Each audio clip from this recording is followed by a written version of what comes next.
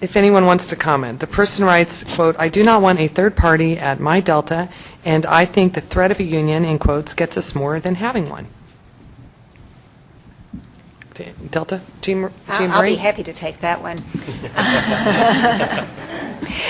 The threat of a union is not an open-ended threat. At some point, that's going to end. And we've called for a vote. You can only cry wolf so many times. And we have come to this point. We are going to have a vote. And we need to go ahead and get a contract. We need to all vote. We need to vote yes, and we need to have a contract, because having a threat is absolutely no substitute for a contract. We need to have it in writing. We need to be able to say, I've got a contract here. You have to abide by it. I need to be able to go negotiate for improvements in our profession and for Delta. But to say that we can always stand behind a threat, at some point, that threat will just cease to exist. Well, and can I ask someone else on the panel, you have been seeing improvements Oh, absolutely, already? Absolutely.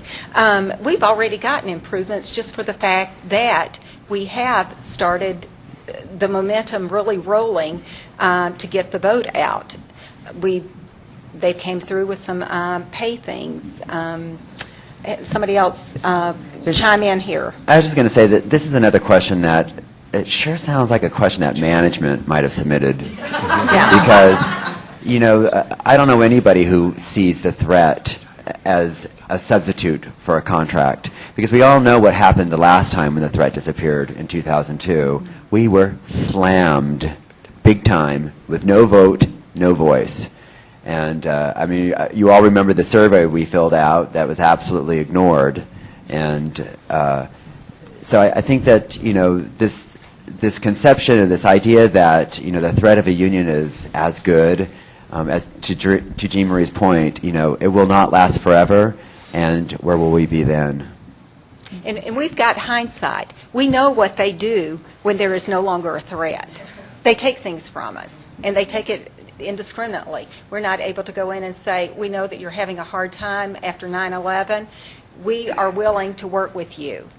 But they take exactly what they want to take from you. So this way we can go in, we can negotiate, we can work with Delta. We want Delta to survive. We want Delta to be the strongest carrier out there, because it's not a job for us. It's a profession. We don't say we're going to work. We say that we are going to go fly. And we will be there long. We have to have airplanes to be a flight attendant. We don't need a desk. And they can go find a desk, just like Jim Whitehurst did, at another industry. We have to have airplanes. We have to have Delta airplanes. And we will have